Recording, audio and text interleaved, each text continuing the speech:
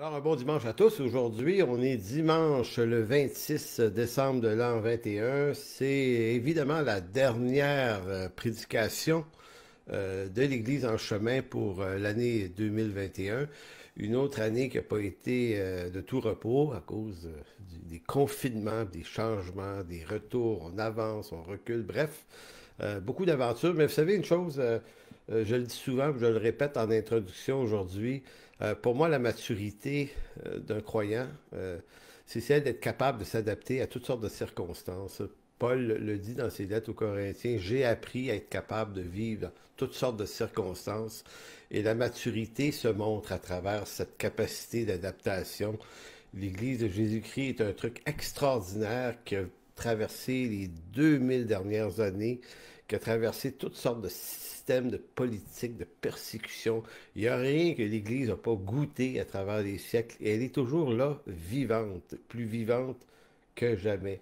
Donc, en cette fin d'année et également en ce moment où on va prendre le temps de se parler de Noël, mais pas de Noël en particulier, de toute l'importance de la fête en elle-même, mais de la signification que ça représente. C'est quelque chose de plus profond que le seul fait d'avoir des cadeaux, hein, puis le petit Jésus dans la crèche. Bon, il y a bien des affaires qu'on fait puis qui sont bien mignonnes, mais au-delà de ces choses, il y a la signification profonde de ce qu'on peut en retirer et de toute la signification et la profondeur. Donc, cette prédication-là s'adresse en soi à des croyants, mais également à des incroyants. Si vous n'êtes pas un chrétien, puis vous entendez ce matin, j'aimerais ça vous demander de rester. Peut-être vous avez envie d'aller ailleurs, puis je comprends ça, là, des fois, pas envie d'entendre ça, mais prenez donc le temps ce matin de juste écouter, d'entendre. Il y a peut-être quelque chose que vous allez saisir sur Jésus-Christ. euh, et vous n'avez pas saisi ça comme ça avant, parce que l'histoire de l'humanité nous a appris que, ou l'histoire du christianisme, en fait, nous a appris qu'il y a eu bien des scandales, puis il y a eu bien des affaires tout croches qui se sont passées, puis ça a fait décrocher bien des gens.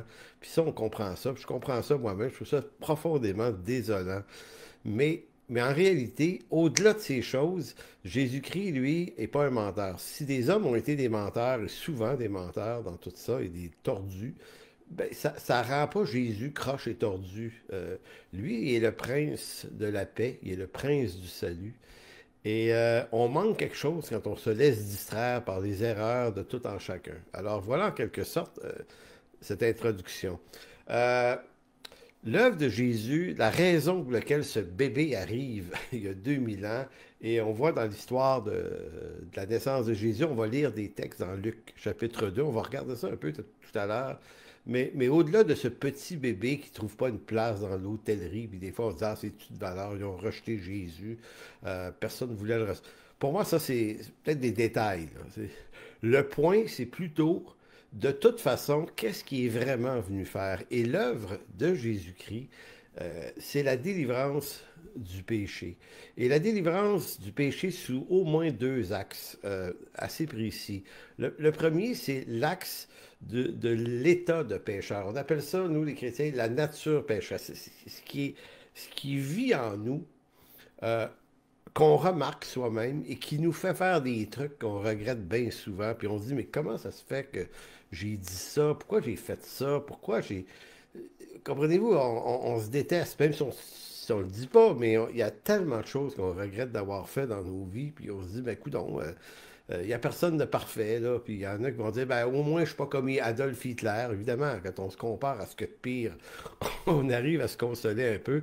Mais voyez-vous, il y a quand même un problème et vous avez un problème avec ça, puis vous le savez. Puis c'est pas juste qu'on n'est pas parfait, c'est qu'il y a vraiment une nature, une condition, je dirais plutôt, condition pécheresse, ayez pas peur du mot, pécheresse qui nous domine dans nos cœurs et qui nous fait agir des fois contraire à ce qu'on sait être bien. Donc, d'une part, c'est ça l'œuvre de Jésus qui nous délivre de cette affaire-là, de cette condition.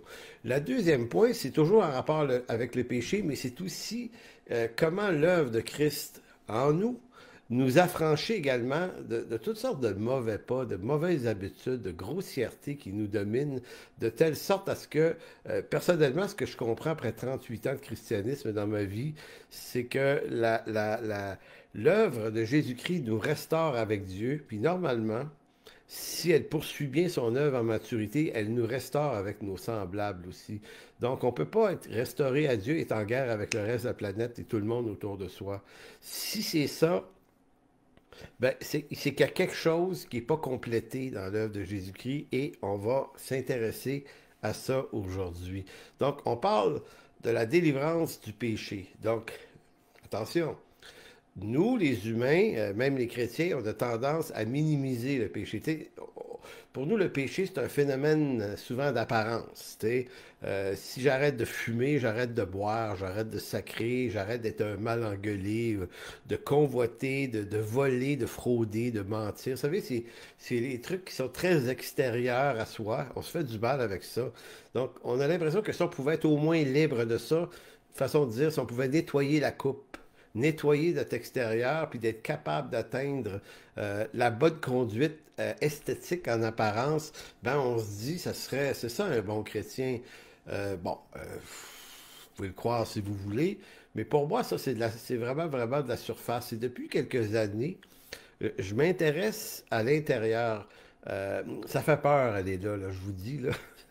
Visiter nos propres cœurs et prendre conscience de nos lacunes et de cesser de ne regarder que celles des autres, parce que celles des autres, ça saute aux yeux, là. C'est tellement facile d'examiner les lacunes des autres, parce que pendant qu'on le fait, ben, on n'est pas en train de s'examiner soi-même. Donc, ce qu'on est soi-même, on le fait subir aux autres. Donc, l'œuvre de Jésus-Christ, c'est aussi une œuvre profondément intérieure. Et moi, je me suis beaucoup intéressé pendant des années aux ouvrages des croyants qui ont vécu dans les siècles derniers, euh, notamment toute la période puritaine des Britanniques, des Anglais, mais de d'autres aussi, puis les Hollandais, puis les Français aussi, mais tu sais, les gens du 17e, 18e siècle, et même 19e aussi. Et j'ai souvent été fasciné par une qualité qu'ils avaient, ces gens-là, c'est beaucoup plus de profondeur sur eux-mêmes. Certains se torturaient quasiment, torturaient l'esprit. Mais ce que je veux dire par profondeur, c'était que, et peut-être qu'ils étaient moins occupés dans mille et un divertissements. Aujourd'hui, on est occupé, suroccupé. On est tellement occupé qu'on n'a jamais le temps de s'arrêter pour réfléchir, pour méditer, pour entrer en soi-même, par l'écriture, avec Dieu. Nos vies de prière, c'est des petits trucs rapides ici et là. C'est pas le temps beaucoup. Voyez-vous, mais ces gens-là, avant, prenaient le temps. Et c'est fascinant de voir la profondeur que ces hommes et ces femmes atteignaient. Et dans leurs ouvrages, là, on sent là, une préoccupation du mal qui les habite. Et c'est pas parce qu'ils connaissaient pas la grâce de Dieu. C'est pas ça, c'est qu'ils étaient conscients du mal qu'ils faisaient aux autres par le mal qui les habitait. Et pour eux, c'était un vrai combat. Et moi, j'apprécie cette affaire-là. Depuis quelques années, ça fait partie de mes préoccupations.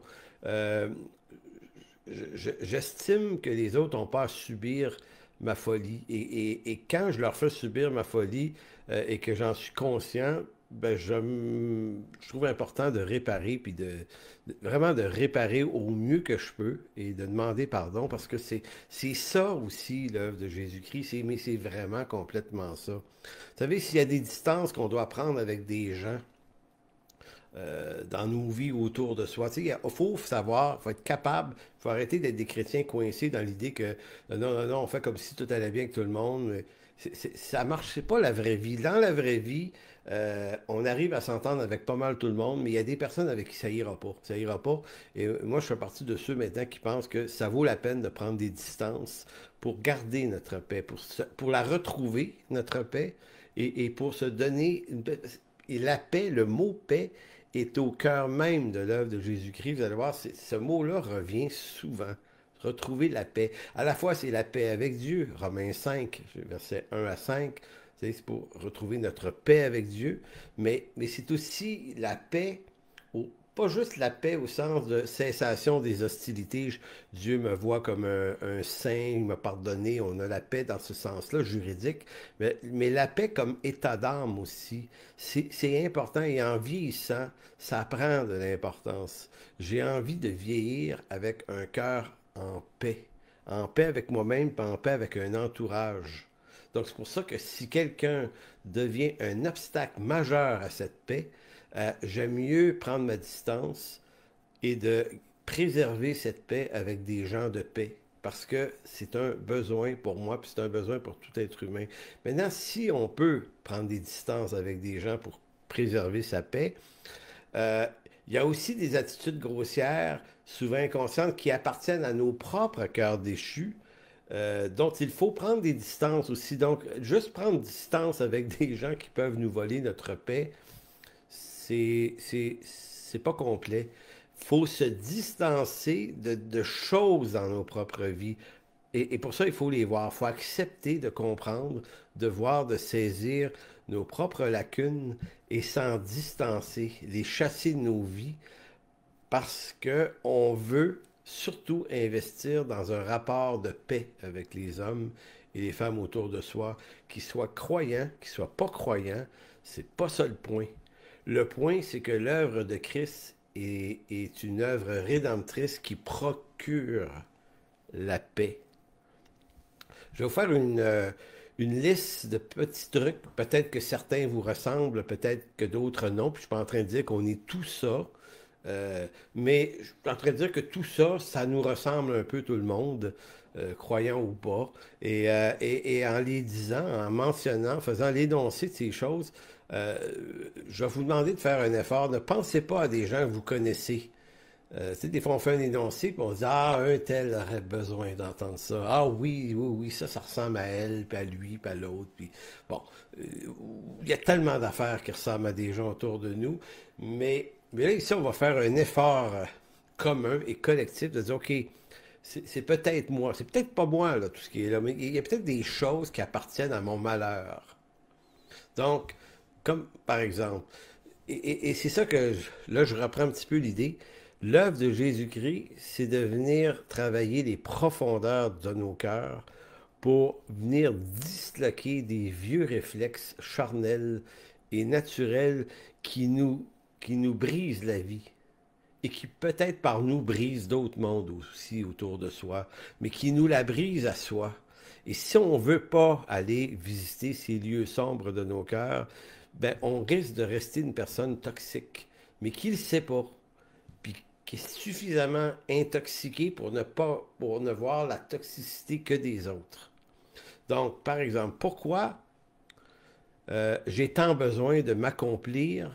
S'accomplir, c'est pas une mauvaise chose en vie, mais pourquoi j'ai besoin de le faire, euh, de m'accomplir à mes yeux, mais surtout au regard des autres pour en recevoir une reconnaissance? Tu sais, la soif d'être reconnu. Pourquoi j'ai besoin de ça? Pourquoi j'ai absolument besoin de ça? Je ne suis pas en train de dire que c'est pas absolument nécessaire dans la vie. Tu sais, être apprécié, c'est béni, puis avoir une certaine reconnaissance, mais quand ça devient maladif, maladif, pourquoi j'ai tant besoin de parler de mes accomplissements, mes compétences, mes réussites? Pourquoi, quand je m'installe dans un rapport de relation avec quelqu'un, j'ai vraiment envie de dire ça, là, tu sais, j'ai fait ci, j'ai fait ça, je t'ai dit ci, blablabla. Puis, moi, j'ai souvent eu à me surveiller là-dessus, puis à un moment donné, je me dis, mais pourquoi tu as besoin de dire ça? Pourquoi tu as besoin de parler de tes diplômes? Pas en train de dire qu'il faut jamais dire qu'on en a, là.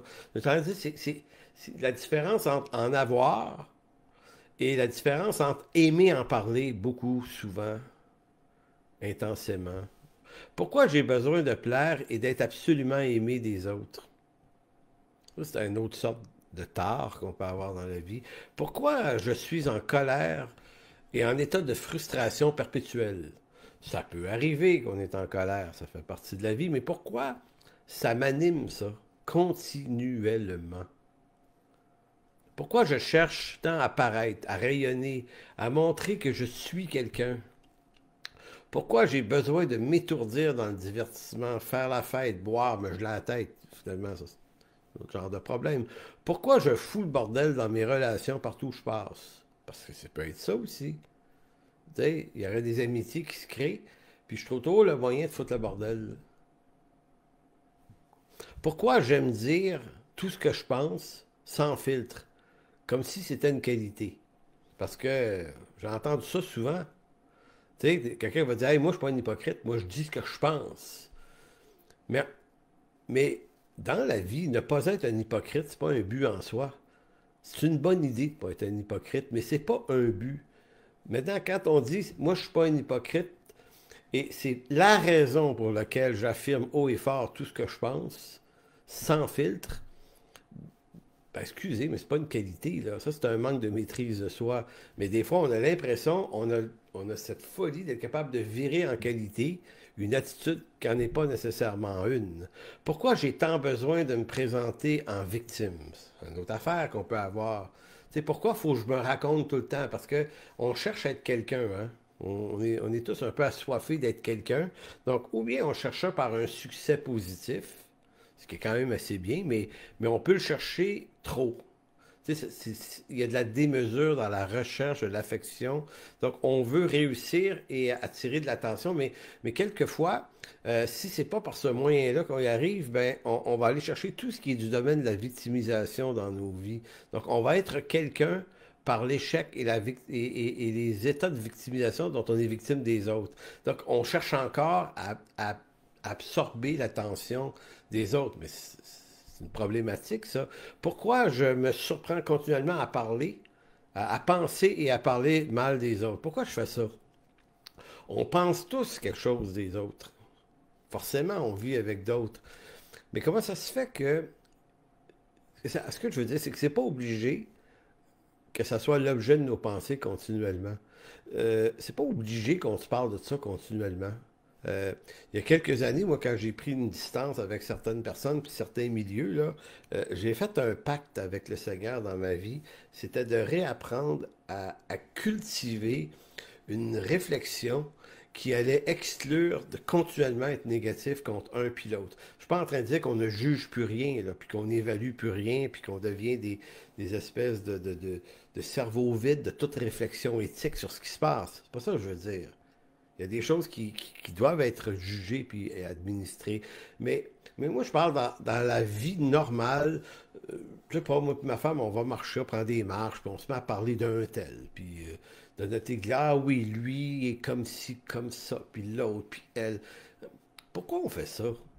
C'est un méchant problème. Être préoccupé, plutôt que d'avoir un amour pour les gens, dans toute l'imperfection qu'ils sont, ben, c'est tellement plus facile de parler contre eux. Mais maintenant, c'est pourquoi on fait ça? Ça vient d'où ça en dedans? Pourquoi j'aime détester des gens? Euh, Pourquoi j'aime dire aux gens leur cas de vérité?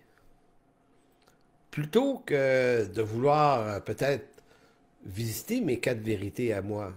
Peut-être ça qui est important. J'ai souvent dit à des personnes, si tu avais un temps à investir là, intéressant avec quelqu'un autour de toi, trouve-toi quelqu'un qui t'aime beaucoup, que tu aimes beaucoup, à qui tu fais beaucoup confiance, puis demande-lui de te dire comment elle te voit sans te ménager pendant 1 heure de temps. C'est rough de faire ça, là. Donc, dis-moi, là, qui je suis. Puis dis-moi, là, s'il y avait des choses que je devais corriger, dis-moi c'est quoi. De toi, je peux l'entendre parce que je sais que tu m'aimes vraiment. Tu le fais pas pour me démolir. Et vous savez, des fois, c'est rough à entendre ça, mais c'est tellement utile. C'est comme une blessure qu'on se fait volontairement, mais la guérison de cette blessure, c'est aussi la délivrance, quelquefois, de la chose entendue.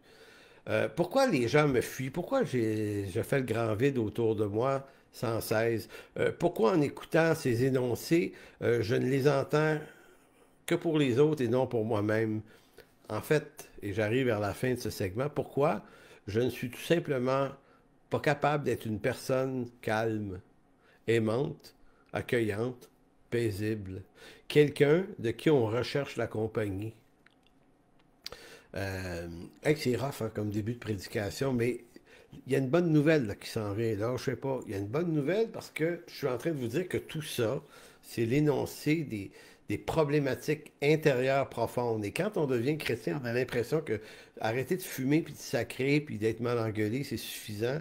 Mais on ne fait pas partie d'une génération d'hommes et de femmes profondes. On est dans un monde excessivement superficiel et on est donc des croyants de qualité souvent très superficielle, et ce que ça finit par faire, probablement, c'est que ça nous donne des modèles d'église dangereusement superficiels. Ben, retourner dans les profondeurs du cœur pour laisser l'Esprit Saint sonder nos cœurs, parce que la grâce de Dieu et le sang de Christ veut aller laver, nettoyer ces choses en profondeur. Pourquoi, depuis ma conversion à Jésus, je suis devenu la version chrétienne de cette même personne frustrée et perdue dans sa tête qui en veut à tout le monde et qui croit que tout le monde est méchant et que moi, je suis un juste qui voit clair. Parce que je suis en train de dire que la conversion à Jésus-Christ est supposée d'être un cataclysme existentiel dans nos vies. Ça nous fait passer de la mort à la vie, de l'état de condition pécheresse à l'état de saint justifié. Donc, il y a comme une dimension, là, on part de quelque chose d'extrême à quelque chose d'autre extrême, mais souvent, moi, je reste la même personne frustrée dans ma tête, et si c'est le cas, je devrais me demander pourquoi. Comment se fait-il que les qualités qui sont reliées au fruit de l'esprit de Galates 5.22, là, l'amour, la paix, la tempérance, la bienveillance, la maîtrise de ça, comment ça se fait que ça s'est pas installé dans ma vie? Maintenant, la réponse est simple. C'est le manque d'intériorité. On est dans l'extériorité, mais tellement qu'on s'arrête pas. C'est pour ça qu'on se parlait quelques-uns dans l'église ici, en chemin dernièrement, puis on pensait relancer des fois des week-ends ou en semaine, je sais pas moi, partir 2, 3 jours dans un endroit tranquille avec notre Bible, là, puis d'aller soit jeûner ou pas jeûner, mais juste, pas d'enseignement, là, pas d'instruction, juste, on s'en va réfléchir à nous-mêmes, prier ensemble, retourner dans la solitude. Ça, on loue des chambres des fois, là, dans des monastères, c'est parfait pour ça. Puis, on va réfléchir par l'écriture. J'appelle ça le faire le vide, mais c'est pas faire le vide au sens hindou du terme, là. C'est le vide au sens, le vide des préoccupations, des circonstances, des amusements de cette vie, de se tasser de ça, puis de retourner prendre du temps avec Dieu pendant plusieurs jours. Pourquoi? Parce que il y a dans ces moments-là de l'intériorité profonde qui s'installe, et aussi profond qu'on est prêt à laisser le Seigneur aller dans nos vies, aussi profond on y fait descendre sa grâce et sa rédemption pour notre bien-être. Fait que, voilà. Je vais vous faire tourner dans Ésaïe 59. L'œuvre de Jésus n'est pas strictement une œuvre de salut au sens éternel du terme, mais elle est aussi une œuvre de délivrance de ma bêtise profonde. J'estime qu'on ne sera jamais délivré complètement, là. On s'entend. Puis je ne suis pas en train de dire qu'on doit travailler super sur nous-mêmes pour ne plus être quelque chose. Si vous comprenez ça, c'est que je m'explique mal. Je ne suis pas en train de dire qu'on peut le faire. Je suis en train de dire qu'on peut se mettre dans des circonstances pour que Dieu le fasse. Et ça, c'est pas la même chose. C'est-à-dire des occasions, des situations où on laisse le Seigneur entrer en profondeur, illuminer, éclairer des choses. Dans Ésaïe 59, ce qui aurait été bien, c'est que je vous lis le chapitre au complet, mais ça aurait été un petit peu long.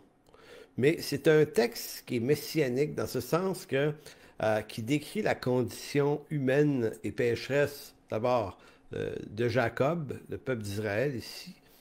Et Paul reprend certaines de ces descriptions dans Romains chapitre 3, mais j'ai choisi ici d'aller dans Ésaïe 59, où une partie du texte de Romains 3 a son origine, c'est-à-dire le verset 8 qui dit « Ils ne connaissent pas le chemin de la paix ».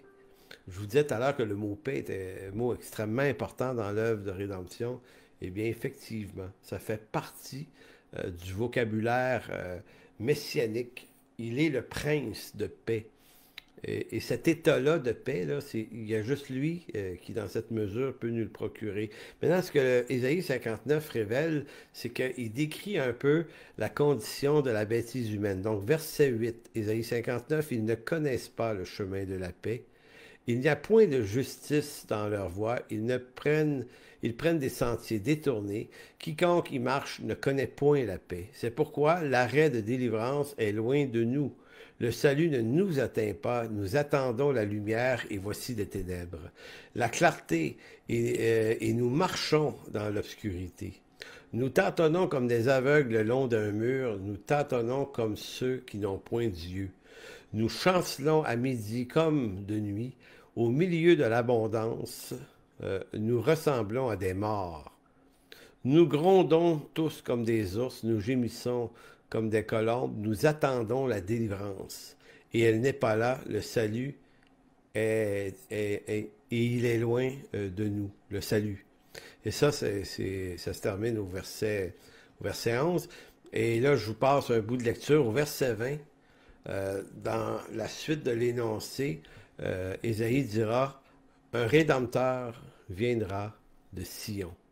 Un rédempteur viendra de Sion.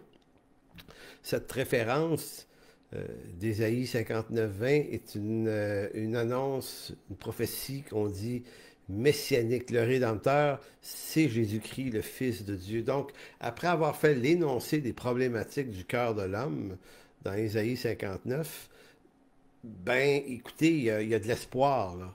Parce que si on s'arrêtait juste à nos défauts, puis je vous ai lu une liste de défauts qui nous habitent, ben écoutez, c'est décourageant, ça, cette affaire-là, mais vraiment décourageant. Mais il faut visiter ce découragement-là pour être capable de retirer la joie du salut. Écoutez, la joie du salut, j'ai l'impression qu'elle est surproportionnelle à notre état de bêtise et de perdition. Donc, refuser de se voir tel qu'on est, c'est refuser l'œuvre de Jésus-Christ dans sa totalité pour moi. Parce que l'œuvre de Jésus-Christ, elle est toute œuvre pour tout moi, pour chacun de nous. Donc, refuser de laisser Dieu sonder les profondeurs de nos cœurs par son esprit, ben, c'est choisir, ben, c'est peut-être choisir d'être un croyant superficiel. Et un croyant superficiel, ça n'a pas d'impact, ni dans sa vie, ni dans la vie des gens autour de soi. Maintenant, c'est ce qu'on essaie de visiter. Donc, je nous invite à travers cette semaine où on est un peu moins occupé cette semaine entre Noël et Jour de l'An. On a moins de fêtes que les autres années. La pandémie fait qu'on a choisi pour plusieurs de se restreindre à un peu plus de tranquillité. Je nous encourage à aller là. Je veux pas qu'on se torture puis qu'on se sente coupable. C'est pas ça le but. Le but, c'est la délivrance de la torture et de la culpabilité par une relation avec Dieu qu'on va approfondir un petit peu plus dans nos cœurs pour être capable de voir ce qu'il en est. Maintenant, tout ça, tous ces problèmes remontent à la chute adamique. C'est un sujet que j'aime beaucoup parler, la chute adamique. On ne lira pas tous les textes de Genèse 3, mais simplement se souvenir que cette histoire nous raconte la désobéissance de Ève et de Adam en Éden. Et puis, une déclaration va être faite au verset 15, après que le péché ait été consommé, qui n'est pas un acte sexuel en passant pour ceux qui s'éloignent du texte, c'est simplement une désobéissance à Dieu. Mais la désobéissance, elle a une conséquence grave. Verset 15, « Je mettrai l'inimitié entre toi et la femme, entre ta postérité et sa postérité. Celle-ci t'écrasera la tête et tu lui blesseras le talon. » Maintenant, cette déclaration-là, c'est une déclaration que Dieu fait au serpent, qui est ici figure du malin, de Satan, tout ça, qui a séduit. Et maintenant, une inimitié entre toi et la femme, entre ta postérité et sa postérité, celle-ci t'écrasera la tête et tu lui blesseras le talon. Donc ici, il y a deux postérités ici qui sont nommées. La postérité de la femme et la postérité du malin. Certains vont dire la postérité de ceux qui appartiennent à Dieu à travers l'histoire et la postérité de ceux qui vont rester sous l'empire du malin. Mais on ne rentre pas là-dedans ce matin, mais c'est quand même préfiguré ici. Il y aura donc deux grandes postérités dans l'histoire de l'humanité. Quand on lit un texte comme celui-là, ben, il faut reconnaître le caractère en apparence un peu loufoque. C'est d'une pareille histoire qui semble être sortie tout droit des contes et légendes et des mythes de l'Antiquité. Parce que c'est comme ça que certaines personnes ont choisi, même certains théologiens libéraux ont choisi de la décrire en disant, ben voyons, c'est juste un peu, voyons, c'est un conte, là. Ben peut-être, sauf que le conte, si vous décidez que c'est un conte, il est quand même en train de dire quelque chose qui est un rapport entre la femme euh, et le malin, entre une victoire, un triomphe de la postérité de la femme sur la postérité du malin. Maintenant, tout ceci n'a l'air effectivement qu'un conte, une légende ou un mythe sorti de l'Antiquité, jusqu'à ce qu'un jour, il se produise quelque chose. Et là, vous tournez dans Luc chapitre 2, verset 8. Malheureusement, je ne vous lis pas Luc 2 au complet, mais si on voulait le faire au complet, avoir toute la compréhension, ben, c'est ce qu'il faudrait faire. Évidemment, prédication, ça nous prive de tout ce temps pour le faire, mais dans Luc 2, on a cette histoire de la nativité de Jésus, hein. Et là, vous avez Joseph et Marie qui ont dû quitter pour aller il y avait un recensement, et donc ils ont dû se déplacer, et elle enceinte, et puis bref, et c'est pendant le déplacement qu'elle va accoucher de l'enfant Jésus. Verset 8, il y avait dans cette même contrée des bergers qui passaient dans les champs les veilles de la nuit pour garder leurs troupeaux, et voici un ange du Seigneur leur apparut. Retenez ça, un ange du Seigneur leur apparut. Retenez ça pour une raison bien simple, c'est que c'est pas tous les jours qu'un ange du Seigneur nous apparaît. Pour de vrai, là. Là, je parle pas des fois des espèces d'expériences subjectives auxquelles on va prêter toutes sortes d'idées.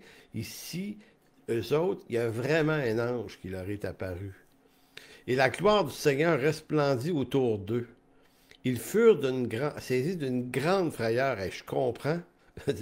C'est complètement surnaturel, là. Puis, mais l'ange leur dit, ne craignez point, car je vous annonce une bonne nouvelle qui sera pour tout le peuple le sujet d'une grande joie. C'est aujourd'hui dans la cité de David, il vous est né un sauveur qui est le Christ, le Seigneur.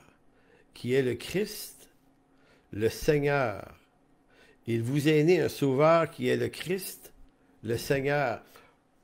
Pour nous, là, chrétiens d'origine païenne, l'histoire de la rédemption, c'est comme ça commençait là. Mais si vous êtes un juif, comme eux sont des juifs, l'histoire commence pas là. Elle commençait dans Genèse 3,15, la promesse de la postérité de la femme qui écraserait la tête de la postérité du malin. Maintenant, c'est intéressant de comprendre qu'on n'entend pas l'histoire biblique de la même façon. Parce que pour eux, Hébreux, c'est ici l'accomplissement d'une prophétie. Évidemment, quand on est croyant depuis longtemps, ben là, on l'a compris, on étudie la Bible, puis on finit par se rendre compte de ça, mais eux le savent d'entrée de jeu. Pour eux, là, quand il y a un ange leur apparaît, puis leur parle du Christ, le Seigneur, wow!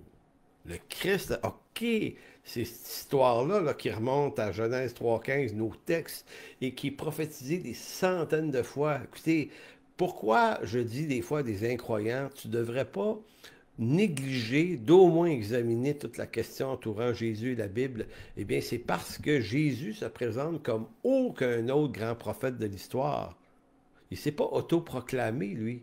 Il est venu répondant à des centaines de textes de l'Ancien Testament qui décrivaient sa vie, son existence, son lieu de naissance, un ensemble, une totalité de choses qu'aucun homme ne pourrait faire arriver par aucune forme de coïncidence possible. Jésus culmine tellement de prophéties accomplies en sa personne qu'il y a même des mathématiciens qui avaient étudié la proportionnalité potentielle statistique que ça arrive. Et les chances sont à peu près, c'est genre 1 sur des trillions de possibilités. Donc, passez pas à côté de ça, parce que à cause des scandales, du tard christianisme, ça a l'air bizarre, il est arrivé plein d'affaires sales là-dedans. Vous avez complètement raison, il va encore en arriver. Cependant, ça ne salit pas la cause et la personne de Dieu lui-même, cette affaire-là. Donc, le Christ, qui est le Christ et le Seigneur, verset 11. Et voici à quel signe vous le reconnaîtrez. Vous trouverez un enfant mailloté et couché dans une crèche. Et soudain, il se joignit à l'ange une multitude de l'armée céleste, louant Dieu et disant gloire à Dieu dans les lieux très hauts, et paix, encore ici, paix sur la terre parmi les hommes qui l'agréent. La postérité de la femme sont les gens, les hommes, et ça inclut ici les femmes, qui l'agréent. C'est intéressant parce que le message, encore ici, utilise le mot paix. Et quand on se met à étudier le mot paix, de quelle façon, et les nombreuses façons qu'il revient, il est généralement associé à Jésus-Christ, au Messie, soit dans l'Ancien Testament en termes de prophétie qu'il annonçait, ou dans le Nouveau Testament, le prince de la paix étant venu. C'est important. Et j'aime penser, moi, que la paix ici, c'est d'abord une paix juridique entre Dieu et moi. Bien que je sois toujours pécheur, je me sais juridiquement totalement pardonné, lavé, purifié. Mais poussons plus loin. C'est aussi le développement de la paix nécessaire avec mon entourage. Lorsque, au verset 15, lorsque les anges les eurent quittés pour retourner au ciel, les bergers se dirent les uns aux autres, évidemment, on les comprend. C'est un coup, imaginez la scène, un ange apparaît, là, ça rayonne autour, tu dis, wow, qu'est-ce qui se passe? Et là, il explique deux, trois affaires, puis tout à coup, t'as une chorale d'anges qui débarquent, là, puis t'entends des sons, des chants, puis t'as jamais entendu ça sur Terre, la qualité de ces chants-là. Aucune idée, mais je veux dire, ça devait être terriblement impressionnant. Là, quand tout ça, ça part. Là, ça redevient noir. Et là, tu regardes ton chum avec sa laisse à mouton qui se dit, hey les gars, c'est-tu moi ou bien il vient de se passer quelque chose là? Oh! T'as vu, hein? T'as vu, toi aussi? Oui, on a tout vu. OK. Donc, lorsque les anges les eurent quittés pour retourner au ciel, les bergers se dirent les uns aux autres, allons jusqu'à Bethléem et voyons ce qui est arrivé et ce que le Seigneur nous a fait connaître. Ils allèrent en hâte et trouvèrent Marie et Joseph et le petit enfant couché dans la crèche. Après l'avoir vu, ils racontèrent ce qui avait été dit au sujet du petit enfant, et tous ceux qui les entendirent furent dans l'étonnement de ce que leur disaient les bergers. Donc, moi, j'aime ça m'imaginer la scène. Ils obéissent à l'ange, ils vont à Bethléem comme prévu, hein? Et là, ils trouvent les choses telles qu'elles sont supposées être, puis là, on semble comprendre qu'ils disent à Marie et Joseph, hey, si on est ici vous voir, c'est parce que un ange nous est apparu. Tu sais, Joseph et Marie devaient se dire, hey, wow, attends une minute, là, c'est quoi, là, cette histoire-là? Parce que autres, ils savent que c'est de l'enfant promis, mais je veux dire, comprenez-vous que nous, on vit dans des réalités humaines normales, c'est rationnel tout le temps ce qui se passe. Tu sais, on touche du bois, puis c'est des affaires solides. Et là, tout à coup, tu quittes ça pendant un moment, et là, tu es dans quelque chose que tu ne peux pas expliquer rationnellement. Des anges. D'abord, Marie est tombée enceinte en étant vierge, ce qui est déjà en soi la première affaire bizarre. Euh, et là, ces hommes-là, de rien, qui ne sont pas des grands théologiens, hein, c'est des bergers, euh, qui leur disent, voici ce qui nous a été dit au sujet du bébé qui est dans la crèche. Ils furent dans l'étonnement. Le mot étonné ici, là, c'est un mot qui fait référence, c'est à la fois un mélange d'admiration et un mélange de crainte. C'est étonné dans ces deux dimensions-là. C'est Tommaso, le mot. Hein? C'est comme, t'es coincé dans quelque chose qui dans la chienne. C'est comme, c'est gros, là, ce qui vient de se passer, là. Tu sens que le Seigneur vient pratiquement d'être là, parce qu'il dit, le Seigneur nous a dit, il nous a révélé quelque chose, mais par l'ange. Euh, et donc, on a vécu de quoi de pas normal, et il y a quelque chose qui... C'est pas la peur des fantômes ici, là, c'est la peur de Dieu, la crainte de l'Éternel qui s'empare comme d'eux, mais ça donne pas envie de se sauver, ça donne envie d'admirer, de louer, d'apprécier le moment. Tu sais, probablement comme un espèce de moment, là, riche, puis t'as pas envie qu'il arrête ce moment-là, parce que c'est des sentiments mélangés qui sont d'une qualité, c'est comme du jamais vécu, ce genre d'affaires-là. Bon, vous savez, c'est pas tous les jours qu'un ange nous apparaît, puis c'est pas tous les jours qu'une chorale d'anges nous apparaît, puis c'est pas tous les jours que la chose la plus importante de l'histoire de l'humanité t'est annoncée à toi. Tu sais, tu sais, en Israël, là, il y a un Sanhédrin là, qui est composé de 70 ou 72 personnes qui sont la haute noblesse religieuse et politique d'Israël, surtout composé de Sadducéens, on le savait, un peu de pharisiens là-dedans, et puis t'as toute la caste au temple, les grands prêtres sacrificateurs, et puis vous savez, un système, là, c'est du solide, là, il y a écoutez, puis les théologiens juifs, là, le peuple juif, d'abord, c'est un peuple de gens instruits, là. Contrairement aux autres peuples, tout le monde sait lire, tout le monde sait écrire, là, parce que Deutéronome 6 avait quand même demandé que dès leur jeune âge, on apprenne aux enfants à lire, lire l'écriture, puis donc c'est un peuple élite quand même, puis, mais parmi les élites, il y a vraiment des savants dans ce peuple-là, il y en a encore aujourd'hui. C'est un peuple exceptionnel, le peuple juif. Mais en même temps, il faut s'étonner de ce que le Seigneur ne choisit pas pour se révéler en Jésus-Christ, de passer par les hautes sphères du pouvoir religieux ou politique de la place. Ça se passe dans un champ quelque part, entre deux villages, on dirait. Tu sais, il fait noir, puis comme on dit, ben les hôtelleries sont prises, fait qu'on se retrouve quasiment dans une bergerie, puis c'est des bergers qui sont là, puis je pense qu'on disait de ces gens-là qui étaient plutôt généralement méprisés, puis et Dieu passe par eux. Et pour moi, que Dieu passe par des hommes et des femmes comme eux pour faire cette œuvre, ça montre la puissance de son œuvre. C'est que son œuvre, elle n'a pas besoin de quelque chose, elle n'a pas besoin de faire participer les grands. Elle est tellement puissante en elle-même qu'elle va se faire par la volonté de Dieu. Donc Dieu se choisit qui il veut, parce que son œuvre n'est pas dépendante de ceux entre les mains de qui il la dépose. Ça, c'est une bien, bien bonne nouvelle. Ça ne dépend pas de nous. Tu sais, j'expliquais dans un texte que j'ai écrit il y a 2, 3 jours que l'Église est semblable à un arbre, hein, un énorme arbre, sous lequel poussent toutes sortes d'essences d'arbres fragiles qui trouvent protection sous le panache du grand arbre. Et ce grand arbre-là, c'est l'Église. Mais nous, on est comme les feuilles fragiles qui flottent au vent de cet arbre-là. Et des fois, on tombe, on se décroche, on est vieux, les couleurs nous pognent à l'automne. Voyez-vous, c'est... La solidité de l'arbre ne dépend pas des feuilles, mais il dépend du tronc. Puis il dépend de la force puissante des branches qui soutiennent tout ça. Et ça, c'est l'œuvre de Jésus-Christ de soutenir son œuvre. Et nous, les faibles feuilles, on est là. Puis si jamais on tombe en bas, c'est pas grave.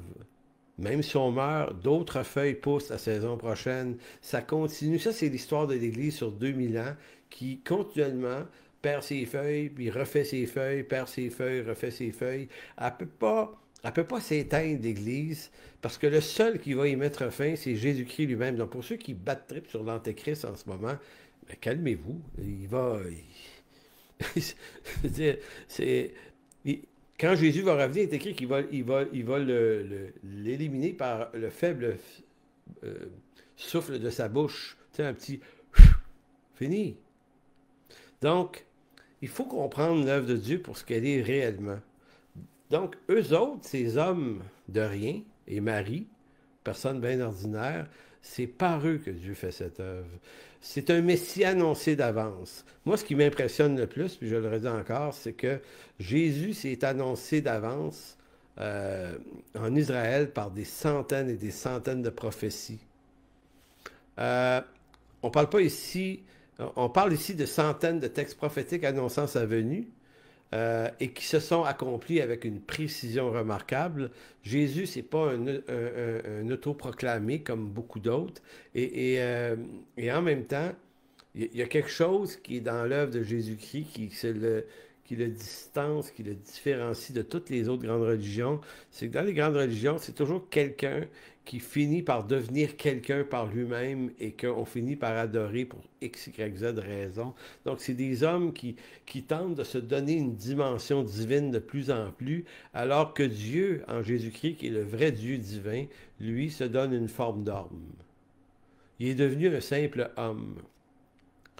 Et en devenant un simple homme, il est en train de nous dire qu'on n'est pas appelé à devenir des dieux, mais que c'est parfait qu'on soit des simples hommes, et aussi simple qu'on puisse être, Dieu fait son œuvre. Et ça nous ramène dans Dieu fait son œuvre, et il fait son œuvre parfaitement en nous, et nous, on doit le laisser faire cette œuvre en nous. Il faut arrêter de convoiter autre chose que ce que Dieu a permis qu'on soit, et d'être très, très attentif à toutes les motivations qui brassent en nous. Et évidemment, vous êtes peut-être de ceux, si vous n'êtes pas un croyant, vous allez dire, ouais, mais moi, ça m'intéresse pas tant que ça, toute cette œuvre. Euh, mais en réalité, vous devriez vous intéresser à cette œuvre. Elle est extrêmement importante. C'est, j'aime dire que c'est pas parce que des gens dans l'Église, euh, à travers l'histoire, là, l'Église a été mêlée à toutes sortes d'intrigues politiques, puis d'intrigues philosophiques, puis à travers l'histoire de l'Église, il y a eu des scandales. Scandales politiques, scandales sexuels, on en entend encore souvent parler du côté des catholiques, mais le monde protestant est pas sans scandale non plus. Donc, il serait facile de se laisser littéralement arrêter par tous ces scandales, mais c'est pas nécessaire. Je vous dis là, ce qui est vraiment, vraiment intéressant, c'est d'être capable de continuer à rester attaché à Dieu. Je vais vous faire tourner maintenant dans un dernier texte qui se trouve toujours en Luc, le verset 25. Vous savez, Jésus a suscité énormément d'étonnement il y a 2000 ans par sa venue. Écoutez, c'est un bébé, il n'a pas encore dit un seul mot. Il n'a rien dit encore. Puis déjà, il est fascinant. Et après sa naissance, Marie et Joseph, sa femme, vont vouloir le présenter. Et au verset 25 de Luc, vous avez, « Et voici, il y avait à Jérusalem un homme appelé Siméon. Cet homme était juste et pieux. Il attendait la consolation d'Israël et l'Esprit Saint était avec lui ou en lui ou sur lui. Il avait été divinement averti par le Saint-Esprit qu'il ne mourrait point avant d'avoir vu le Christ, le Seigneur. » Donc, vous voyez un homme comme cet homme, Siméon, ce vieil homme, lui, là, il attend la promesse d'Ésaïe 59. Mais il y a Ésaïe 53. En fait, Ésaïe, le prophète, c'est un des prophètes qui parle le plus de la venue du Messie. C'est même lui qui va nommer son nom. Hein. Dans les premiers chapitres d'Ésaïe, il va s'appeler Emmanuel. Donc, il y a plein de contenu dans le grand livre d'Ésaïe qui parle de la venue de ce Messie. Donc, pour les Juifs, c'est pas étonnant. Et c'est vraiment, vraiment intéressant de savoir que cet homme-là, un homme de rien qui détient aucun pouvoir, aucune autorité particulière en Israël et qui, à sa grande délivrance, ne semble pas en chercher non plus, a été averti que c'est comme si Dieu, par l'Esprit Saint, lui avait dit, tu sais, Siméon, le prophète, le Messie, là, je vais t'accorder la grâce que tu puisses un jour le voir de tes yeux. Verset 26, il avait été divinement averti par l'Esprit Saint qu'il ne mourrait pas avant d'avoir vu le Christ du Seigneur. Il vint au temple, poussé par l'Esprit, et comme les parents apportaient le petit enfant Jésus pour accomplir à son égard ce qu'ordonnait la loi, il le reçut dans ses bras et bénit Dieu et dit, « Maintenant, Seigneur, tu laisses ton serviteur s'en aller en paix selon ta parole, car mes yeux ont vu un bébé. Non, non. Mes yeux ont vu ton salut. Salut que tu as préparé devant tous les peuples, lumière pour éclairer les nations et gloire d'Israël, ton peuple. » Écoutez, j'imagine là l'émotion de ce vieil homme. Vous savez, il l'a pris dans ses bras. Déjà, prendre un bébé dans nos bras, c'est toujours une émotion particulière avec ça. C'est un bébé, c'est fragile, c'est tellement dépendant. Puis c'est beau, un bébé. C'est tout le temps beau, c'est mignon. Bon. Et là, lui, là, le Seigneur lui accorde la grâce de dire, tu vas le voir et tu vas le prendre dans tes bras, cet enfant-là. C'est incroyable. C'est incroyable comme histoire. Il y a de l'émotion dans ça. Moi, je trouve ça quasiment touchant de dire, waouh, c'est incroyable. Comment lui, un coup qu'il l'a pris dans ses bras, après ça, il le remet à sa mère, il dit, bon, je peux mourir maintenant. Je veux dire, il n'y a plus rien de mieux. Il n'y a rien de plus que ça à vivre pour un gars. Là, je m'en vais. Puis un petit peu plus loin, au verset 36. Il y avait aussi une prophétesse, Anne, fille de Phanuel de la tribu d'Azer. Elle était fort avancée en âge. Elle avait vécu 7 ans avec son mari depuis sa virginité, restée veuve et âgée de 84 ans. 84 ans, la madame. Elle ne quittait pas le temple et elle servait nuit et jour dans le jeûne et dans la prière. Et je tiens à préciser qu'elle était de la tribu de Hazer et non pas de la tribu euh, qui suggère la tribu de Lévi, où on peut être toujours attaché au temple par le service officiel. Mais j'admire cette femme-là parce qu'elle n'a pas cherché un titre, elle n'a pas cherché une fonction officielle, elle a juste été là, une partie de sa vie, si on comprend bien, à prier et à jeûner pour le moment précis où cette affaire-là allait lui arriver, voir le Messie. Donc, il n'y a pas juste le vieux Siméon, il y a Anne, à 84 ans, qui a également pu voir le Messie de ses yeux. Verset 38, étant survenue, elle aussi, à cette même heure, elle louait Dieu et elle parlait de Jésus à tous ceux qui attendaient la délivrance d'Israël. C'est quand même assez étonnant. Je m'en vais maintenant vers la conclusion. Euh, Ce que j'essaye de dire, autant pour moi-même ou pour tous ceux qui sont comme moi croyants, c'est que l'œuvre de Jésus-Christ, euh, c'est l'œuvre par laquelle on a trouvé la grâce du salut. C'est une œuvre fantastique qui marque notre délivrance, notre certitude de la vie éternelle, du pardon de nos péchés. Euh, mais c'est également une œuvre qui nous amène à avoir de l'intériorité avec Dieu, d'apprendre à chercher sa face, apprendre à le laisser mettre en lumière des choses dans nos cœurs, puis apprendre à faire en sorte que la paix juridique qui s'est installée entre nous et Dieu par Jésus-Christ soit aussi une paix qu'on apprenne à gérer, à s'installer entre nous et les gens autour de nous. Autant que ça dépend de nous, soyons en paix avec tous les hommes et faisons en sorte que ça dépend autant que possible de nous. Et quand c'est pas possible avec certains pour X, Y, Z raison, ben ça se peut prendre des distances aussi parce que l'important c'est de préserver et de maintenir sa paix parce que c'est de ça dont les gens ont besoin autour de nous. Pour un incroyant maintenant, euh, Jésus c'est un personnage peut-être qui n'attire pas votre attention tant que ça. Peut-être que c'est juste quelqu'un vous avez peut-être retenu juste les extrêmes moralités qui sont sorties de la Bible et que parce que pour beaucoup de gens, c'est ça. Tu sais, le christianisme, c'est une religion morale qui exigeait de la moralité, de la bonne moralité, de la droiture. Et finalement, se voyant incapable d'accomplir et d'atteindre ce type d'objectif-là, ben, on a fini par se dire, ben, j'en veux pas de ça. Et comme je disais tout à l'heure, tous les scandales également dans lesquels l'Église s'est mis les pieds à travers les siècles peut faire en sorte que vous vous dites, ah non, moi j'en veux pas de ça. Mais non, mais non. Jésus-Christ, lui, est pur. Il est propre. Son œuvre et sa parole ont peut-être malheureusement mauvaise réputation à cause euh, des chrétiens, de nous tous, les chrétiens. Mais laissez-vous pas aveugler par la faiblesse des hommes et des chrétiens sur Jésus-Christ. Moi, je vous invite à prendre le temps de le connaître, de vous trouver une Bible, ou si vous avez un croyant dans votre entourage, un chrétien, d'aller lui poser des questions. Vous pouvez même m'écrire à moi par Messenger si vous voulez, peu importe le moyen, ou à d'autres chrétiens que vous connaissez. Le point, c'est pas de vous amener chez nous dans mes affaires, j'en ai rien à faire de ça.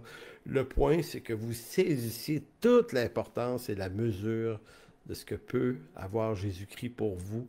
Tu ne peux pas passer à côté d'un personnage aussi exceptionnel parce que, comme je l'ai dit, il ne s'est jamais autoproclamé Messie.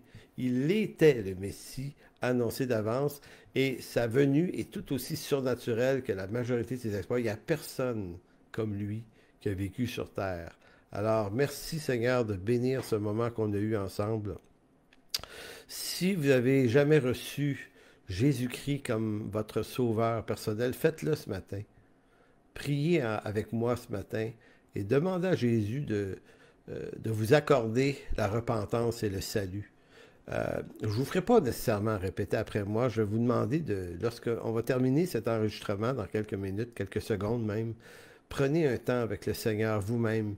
C'est pas une question de justesse, les bons mots, les bonnes phrases, c'est pas ça le point. Dites-le avec vos mots, mais reconnaissez-vous pécheur, demandez-lui pardon pour votre condition pécheresse et demandez-lui de vous accorder le salut gratuit que lui seul peut offrir. Parce que c'est un don gratuit. Ça vous engage et ça vous engage et ça vous oblige à absolument rien. L'œuvre qui pourra en suivre, les conséquences qui pourront en suivre seront dans votre vie dirigées entièrement par lui. Alors merci Seigneur pour ton salut. Merci pour ton Fils Jésus-Christ. Amen. Donc, je vous souhaite une bonne semaine à tous.